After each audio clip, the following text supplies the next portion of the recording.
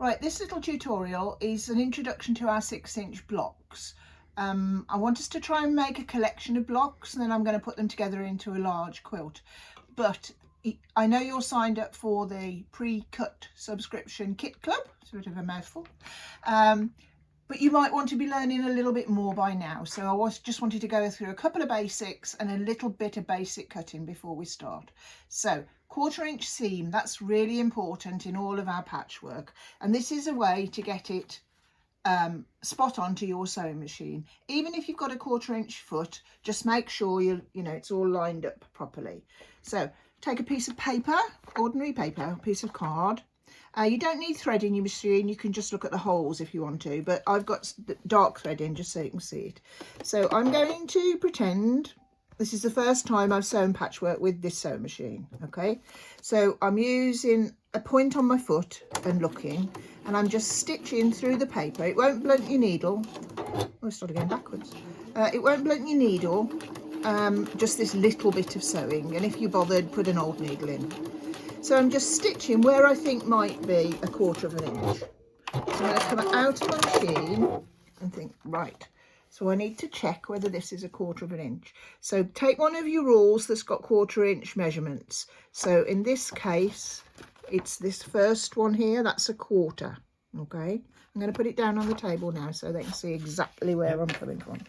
So this is my stitching I've done, nice straight line. The reason we use paper and not a piece of fabric is because this won't move, whereas the fabric's, you know, a little bit, got a bit more play in it, which we all know, because when we're joining things together. So a nice sharp straight edge of your paper. So now I put my 1/4 inch mark, which is here, which you'll know where it is, there, on the edge of the nice crisp edge of my paper, and you can see that the rule finishes before my stitching. So this seam that I've just stitched is bigger than 1/4 inch. Yeah, got that, Mark? Yep. Can you see it plainly, the lines and everything? Right, lovely. So it's too big. So what you've got to do, if you haven't got a 1/4 inch foot or whatever, is you'd have to move your needle. So in this case, you'd move your needle to the right, which will bring it closer to the edge of my rule, won't it? So you just go onto the you don't go onto the zigzag setting, you just use the stitch width control on your sewing machine. So it's what you'd move if you wanted to make your zigzag bigger or smaller. Yeah. If you're not sure, it will tell you how to move your needle in your manual. It will. If you've still got it or can find it. Yeah, or can find it. That was the best part. Yep. So so you're going to move your needle. In this case, look at it like this and think, I've got to move that stitching this way to be right, to be correct. Okay. So I'm now going to stitch again, and I'll try again. I'll see. Right, I've moved my needle. Beep, beep, beep.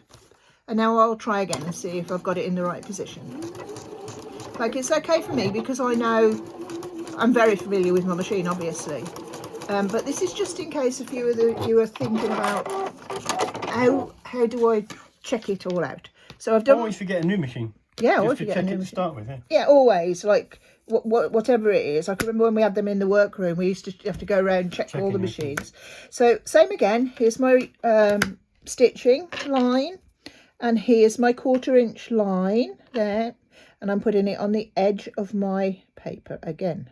Okay, but this time you can see the stitching underneath the rule, can't you? Just to point out, it's not the black line on the paper. Not there, no. Not that dotted. It's the second sort of yellow line. Like here. So this is what we're looking at. This is our 1/4 inch, and this is our sewn line. So this time it's too small because it's on inside the rule. Okay. Okay, stay with me. It'll all become clear. So this time, so I mess with it again or try, you know, what I think. Yeah. Just 0.1, 0.2 every time you do it. And also, people say to me, I've got a 1/4 inch foot, but it's not sewing correct. It's not a 1/4 inch seam. You are in charge of steering this fabric through your machine. So you know, you have to have your machine on the edge of the foot so you can see your fabric on the edge of the foot so you can see exactly where you need to be. So this is 1/4 of an inch. It keeps going backwards this morning. I'm usually okay if I haven't got my shoes on. Don't know. So this is where 1/4 of an inch is on my machine for me. Fingers crossed, obviously. I've sewn in a straight line. So now I put my rule on. So this is my sewn line. My 1/4 inch is my yellow line. I put it on the edge of the piece of paper. And my line, you can see, is right underneath here, underneath this edge. And in fact, it did go off a little bit, like there at the beginning. Can you see that, Mark? It's a little bit outside the line. But that's what happens when you start and finish. You'll have probably all realised this for yourselves. When you start and finish, it might be a little bit bigger than it needs to be. And that you have to sort of try and conquer that as well. So it's all a learning curve. And we've all got to try our best and see, you know, where we can get it right. So you can see down here, the stitching line is perfect. And it just goes out a little bit towards the edge. And that's usually go off a little bit towards the edge. So that's what I wanted to explain about that. And I know Mark will start hurrying me up in a minute if I don't hurry up. And I just want to talk you through now about exactly what I'm going to be giving you and what you might like to do. If you don't want to do it, you can just ignore me. Put your papers in your folder. Each month you'll be getting at least 1, if not 2, once we get going, sheets that tell you how to construct a block. This is a friendship star block, lovely block to do because, you know, it makes a good gift to people's friendship star. It'll talk you through exactly how to do it. I shall show you a back and a front of the blocks each time. And importantly, it shows you what to cut for it. And if I were you, I'd start and make more than one, like make them in different colours or inside out sort of thing. So this one here is my background of these hearts, and this pinky colour is my star. So I might make one in reverse, so there I might make one in another 2 fabrics, because it'll take a while for a quilt to grow at this size of block, 6 inches. So try and, you know, make 3 or 4 maybe with what you've got. Now, to do this, you can use all your scraps. That's entirely up to you. Or you can use a nice selection of fabrics. Entirely up to you. This is what I'm starting. Let's move these out of the way. This is what I'm starting with, okay? These are fat quarters. You know, I've got quite a bit of fabric, haven't I, Mark? Just a little bit. Just a little bit, yeah. So I'm going to make my quilt in these fabrics here. And we're going to put these on the website at a special price in case anybody wants to do the same as me. Because if you want it to be coordinated, you need a range that goes together. This is 18 fat quarters of fabric if you want it to be coordinated.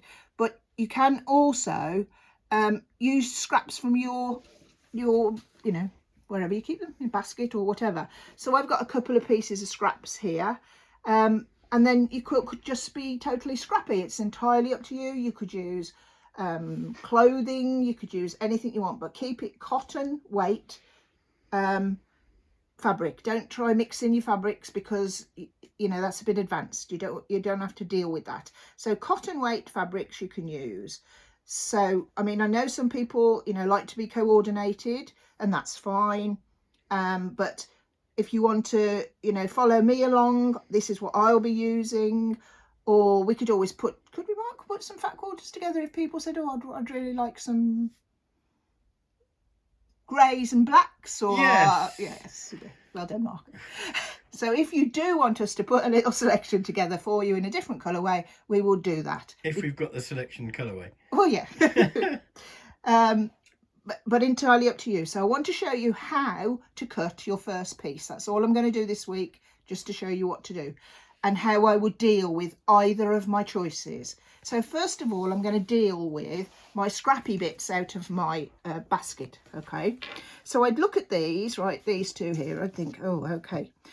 This piece, I have no idea where the selvage is. It's just a random piece of fabric. This piece does have, shall I move it up? Yeah, no, that's fine. That's right.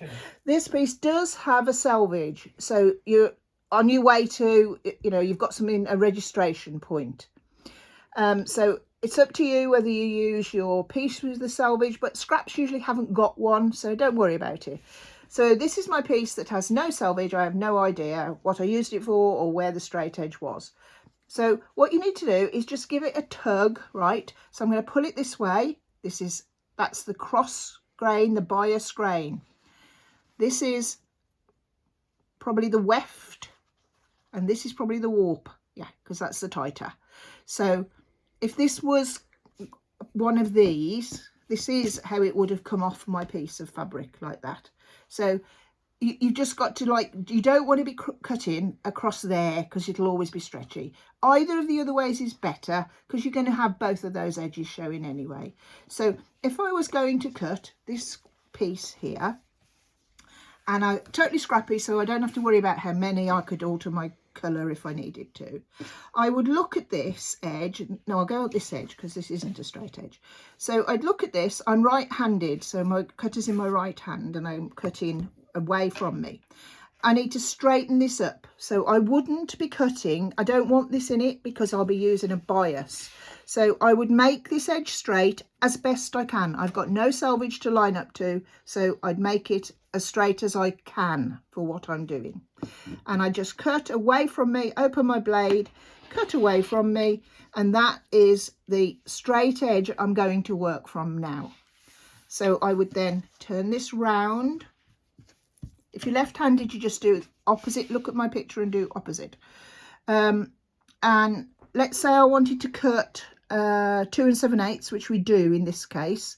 So on my rule, I've got 1 inch, 2 inch, 7/8 is the last mark before the 3. Okay, and I always do stand up when I'm cutting, but it's easier for camera if I don't. So just bear with me. So I'm cutting away from me, close my blade. Anybody who knows me, closing your blade is the most important part. You can really have a dangerous accident. So now I've got 2 lovely edges, haven't I? The others don't look too bad, so I'll put my rule on. So I'll turn it round, I'll put my rule on, and I have a look. So I need it to be 2 7/8 here, and I have a look at my edges and see how they look. Do they look quite okay, Not don't too bad, they? no. Yeah, so don't beat yourself up about it. You know, it's a scrappy quilt, so it's just going to be, you know, a scrappy quilt. And there you've got one piece that you need from your cut. Okay, now if you were doing the same, you could use this slice again here, and if I wanted to cut 2 1/2 this time, which is the other amount you're having on there, 1, 2 2/4 is a half, and then I would slice away from me. Notice my blade, I do it automatically, I don't have to think. Close it all of the time, turn it round and slice to get a 2 1/2. And if you're doing it completely scrappy, then you need to just get to the amount it tells you in the pattern to do. Now I'll just quickly do this. Let's say I'm using one of my gorgeous pieces of new fabric that came through the post today. Must be lovely to get fabric through the post. We just get ours in great big boxes, don't we? Loads and loads of it. Right, so your fabric, whether it's come new to you or whether it's been in your stash, it's going to have some folds in it. So the first thing you need to do is to get rid of those folds. Okay, this is a fat quarter, so you've got a selvage and then raw edges. Mark's got in a very funny position with his camera there. I'm just going to go to the iron now. I'm going to the iron, Mark. Okay. Obviously I haven't got an ironing board, so let's just whip it over. I'm just going to move it, and I'm just getting the creases out because Just out of the part that you're going to use to start with, aren't you? yeah, because you want to get a nice flat surface, so you don't want to get it out your little scrappy box and then try to cut it with lumps in, unless you really have to. So now I've gone to my larger rule because I've got a larger piece of fabric. And I need to cut I need to cut my straight edge because you don't know that this is straight, and if you can straighten. So what you do is you put your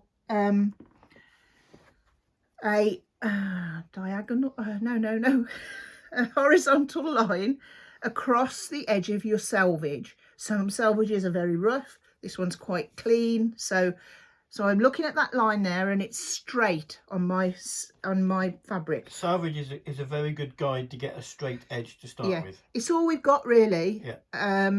So, and some people cut the salvage off like now. Don't do that. Always leave the salvage on when you put it back in your stash. Then you've got something to line up to later on. And you can see, if you can follow me up here, Mark, you can see that it goes in a little bit here, comes out a little bit there. So you're just leveling as much as you need to. Don't take much off because fabric's expensive and precious to us. So I'm standing in line with what I'm cutting. I don't want to stand here. I need to be here. Put my hand on my ruler, open my blade and cut away from me. Keep my blade upright, you can see, not like this. Keep it like this, like so. Move your hand if you think you need to. Stop everything you're doing, move your hand and slice, and you've now got rid of the uneven edge, okay? Just a slither. So now we've got a straight edge to cut from, okay? Flip over your fabric, doesn't matter, you don't have to see the right side, doesn't matter, like so. And for this, if I was just wanted to cut one of these, for this quilt, the largest piece of square you have to cut is 2 7/8. So what I would do is I'd put my measurement on 2 7/8 all the way down, all the way down, all the way down. Last mark before the 3, remember, all the way down to the bottom, okay? And I would do that cut 2 7/8, even though I don't need all this fabric. Because I'll show you why in a minute. I'm cutting away from me, lift my hand up, move it down and slice, okay? So we've got a lovely straight piece of fabric now. Can't go wrong, can we? No. So then keep your salvage on that on the opposite end. We've got a bit of a funny edge here, okay? So we need to straighten that. So put a straight line across the top and the bottom, because you've already straightened these two edges. If you twist it round, you get more on the ruler to straighten edge, don't you? If you, yeah, if you do it the other way. Yeah. Yeah. It's a good point, Mark. So here, what Mark was saying is now you can see the whole of this line across the edge of what you're cutting, okay? Slice, take it off, which is exactly what you should do, and then you should turn your fabric round. Yeah, you're just one step ahead of yourself. I was trying to be quick. Okay? Okay. So now we've got 3 straight edges, one here, one here, one here. Not quite on there, so move it back a tad. Okay, now we've got 3 straight edges, so we're just going to cut another one. Okay, so look at your pattern, see how many of these you need and slice away like so. Now when you come to this, there's only one more size in this, so if you wanted it in this colour, carry on. So we want a 2.5, so I'm going to cut a 2.5 inch piece off here now, like so, and then I'm going to turn it round and trim it down to 2.5. That way we're only wasting 3/8 of an inch of fabric. Because it was 2 7/8. 2 7/8. So you don't have to always cut a whole strip off, you can cut it down to get to the next one you want. And one more thing I want to show you is the reason you don't just cut a piece off the corner. So let's say we only wanted one of those squares, 2.5. So we had this beautiful piece here, cut from a length, perfect. What some people, and probably most of you have done this, is you might take your fabric here, okay? And I'm looking at this, I think, oh, 2.5, 2.5. Yeah, I can get a nice little piece out of there, 2.5. So that you're going to cut away from you. You get to here, you're not sure whether you're at the edge of your rule, so you go a little bit forward so you can see. Now, you close your blade, or you don't if you forget, and you do the next dreadful thing to do, and that is to cut across. You should always, always, always, always cut away from you, okay? But if you're thinking, oh, I'll just get this one out of this corner here, you know, we've all done it, so, you know. So now I'm going to cut across. The pressure is different. It doesn't feel as safe to cut because I've closed my blade again now. You could easily go like this and you run off because you're at the wrong angle. You're not cutting what in line with what you're cutting. So you can run off this way. Even worse, you're so conscious of pressing it this way, you can run up on your rule. So you don't ever do this, okay? So I'm not quite sure. Look, you know, even me, and I'm doing it, trying to do it to show you it's possible, but not a good thing. So now we've come out, we've got our fabric. We didn't chop our finger off on the way, and we didn't cut, you know, away from us, and we cut away from us and across.